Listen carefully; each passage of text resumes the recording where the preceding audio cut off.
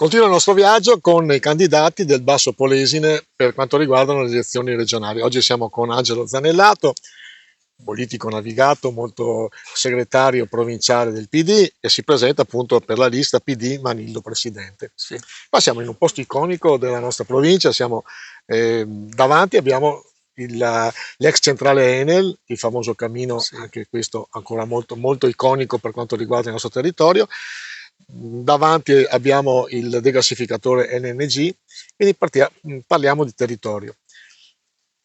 Come vede questo territorio Angelo Zanellato, che questo territorio conosce, lei abita in queste parti del Polesine, e come considera quanto è stato fatto per questo territorio?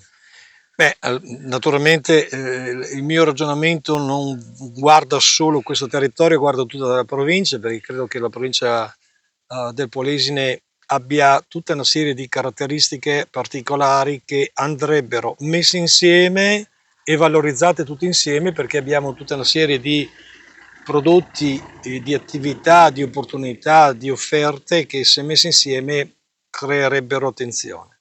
Per quanto riguarda questo territorio, qui siamo nella Sacca del Canarin, Polesine e Camerini, ma potremmo averla fatta da qualsiasi altra parte. Questo territorio sta affrontando tutta una serie di problemi che riguardano la pesca, che riguardano l'energia, che riguardano lo spopolamento, eccetera. E quindi, insomma, credo che la mia azione politica possa aiutare questo territorio ad essere considerato. Infatti, uno degli spot che noi abbiamo messo in piedi, io ho scelto questo: riportiamo in Veneto il Polesine. Perché? Perché è il sentore della popolazione che noi siamo effettivamente dimenticati. Ecco, si è dimenticati in tutta la provincia, dall'Alto al Basso Polesine, ricordando che nell'Alto Polesine ci sono i problemi di viabilità da una parte, di sanità con gli ospedali che hanno delle difficoltà, leggi 300, col Basso Polesine abbiamo questo sentore di essere una zona saccheggiata. Sì. E poi a sua volta il centro Polesine ancora più dimenticato.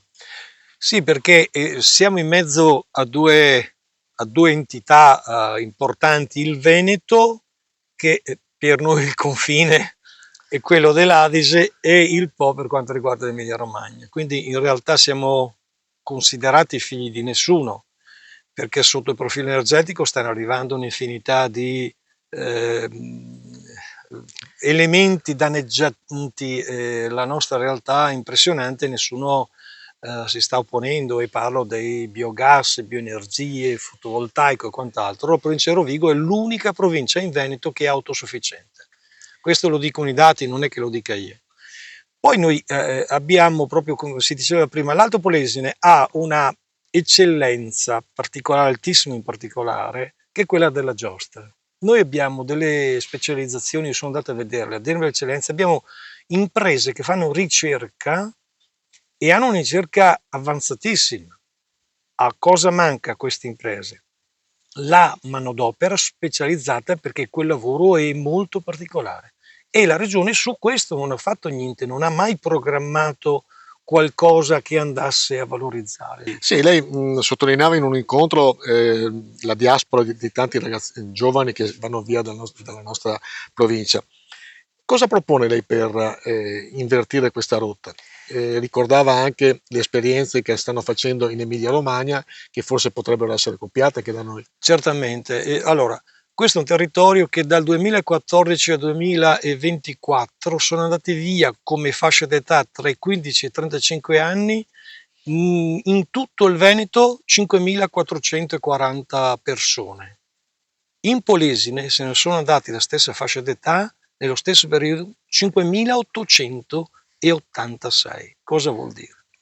Che il debito negativo del Veneto è tutto da addebitare al Polesine, perché i ragazzi non se ne vanno e non tornano più, perché non trovano prospettive. Per fare questo, in Emilia Romagna, ad esempio, hanno deciso, con i pochi soldi che avevano, di fare asili gratis, di dare trasporto gratis e di dare un contributo di 30.000 euro a fondo perduto ai giovani che fossero insediati in quelle realtà che si stavano spopolando, e hanno visto l'inversione. Noi questo non lo facciamo. Ecco, ricordiamo le realtà che diceva lei è il Basso Ferrarese, E Basso che è molto Ferrarese, simile a noi come, infatti, sì. sia come abitanti che come struttura. Sì, l'hanno fatto sull'Appennino e sul basso Ferrarese, e questo ha portato comunque un risultato che avrebbe potuto e potrebbe nei nostri territori creare le stesse condizioni. Noi abbiamo il Termine Casiero che versa allo Stato, all'ISPRA, per fare ricerca e controllo oltre 1,5 milioni di euro l'anno. Io dico, perché una buona parte di quei soldi non li riportiamo in Polesine tramite il CUR, coinvolgendo le università di Bologna, Ferrara, Padova e Venezia, e mettiamo sul territorio dei ricercatori, dei giovani ricercatori. I ricercatori, dovete sapere che una volta che arrivano si portano dietro le imprese, e oggi noi abbiamo un settore pesca che non sa più come affrontare il tema del granchio. Per fare questo occorre ricerca, ma abbiamo anche il tema del Po, del fiume Po, le proprie caratteristiche. Abbiamo un problema dell'attività turistica che non esiste. Noi siamo un territorio per la slow mobility, e quindi su questo noi dovremmo cercare di lavorare, e questi sono attività, posti dove i ragazzi trovano soddisfazione, dove i ragazzi vedono un futuro, perché la ricerca 80, 90, 100 ragazzi, perché questo è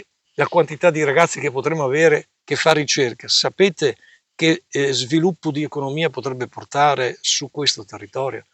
Un'altra cosa che lei ha fatto rilevare, che nell'eventualità si faccia una centrale nucleare in Veneto, probabilmente nel piano energetico nazionale c'è che in ogni regione deve esserne fatto uno, si farebbe qua. È un'ulteriore svendita del nostro territorio? Si riuscirebbe a bloccarlo, o non, le amministrazioni, la provincia non ha, o addirittura anche la regione non ha nessun strumento per poterlo fermare?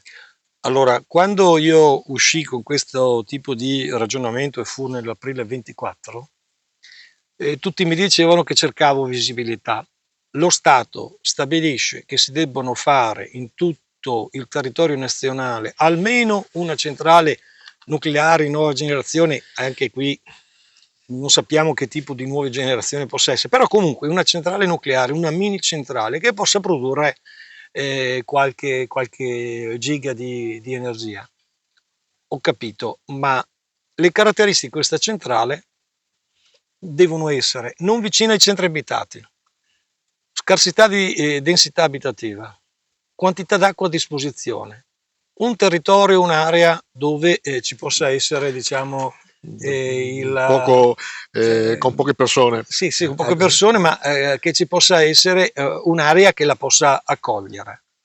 Ditemi voi, se conoscete il Veneto, quale altra area esiste oggi pronta per accogliere questa struttura. E se vi ricordate, quando fu proposta dal governo, Zaia disse: la centrale nucleare non a Mestre, non a Venezia, ma non ha detto che non la vogliamo in Veneto, ha detto non là.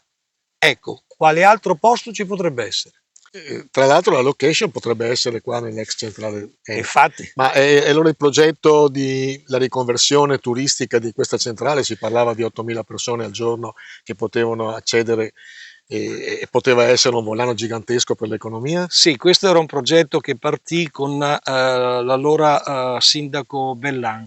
Questo non doveva essere una struttura che riguardava o riguardasse solo Porto Tolle, ma era tutto il comparto turistico. Arriviamo alle elezioni regionali. 2 candidati saranno probabilmente a carico della provincia di Rovigo. Anche sì, qua no, potremo per legge. Sì.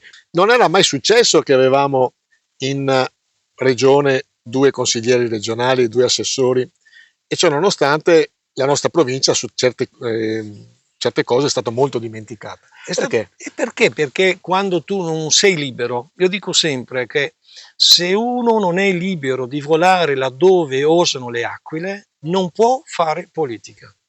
E riguarda sia l'aspetto finanziario, cioè di come vive una persona, sia quello politico. Perché se tu vieni eletto da un partito che poi ti obbliga a fare determinate cose, non riuscirai mai ad alzare la voce. Se invece tu comunque non hai, diciamo, vincoli particolari rispetto al partito a cui aderisci, qualche cosa in più la potresti dire. E il fatto che, ad esempio, avevamo i soldi 580-560 mila euro, 600 mila euro circa, per un progetto che doveva aiutarci a ridurre il problema della salinità, stabilito dal PNRR. Cosa è successo? La regione, un giorno in giunta, cosa è successo? Che quei 560 sono stati tirati via al delta del Po e sono andati a finire in Piemonte per realizzare quel progetto là. Ma noi comunque il problema del sale, che risale anche 40 km dalla foce, ce l'abbiamo. Le nostre imprese agricole non riescono a produrre, noi abbiamo il riso che non si riesce a fare, gli ortaggi che non si riescono a produrre per questo problema. Io la ringrazio, naturalmente ringrazio anche per la location, che siamo qua in un posto fantastico. Chi conosce il Delta sa che stiamo parlando appunto di un posto unico. E chi non lo conosce può venire a visitare. Esatto, e cerchiamo di preservarlo. Grazie. Grazie a voi. Grazie Angelo. Grazie.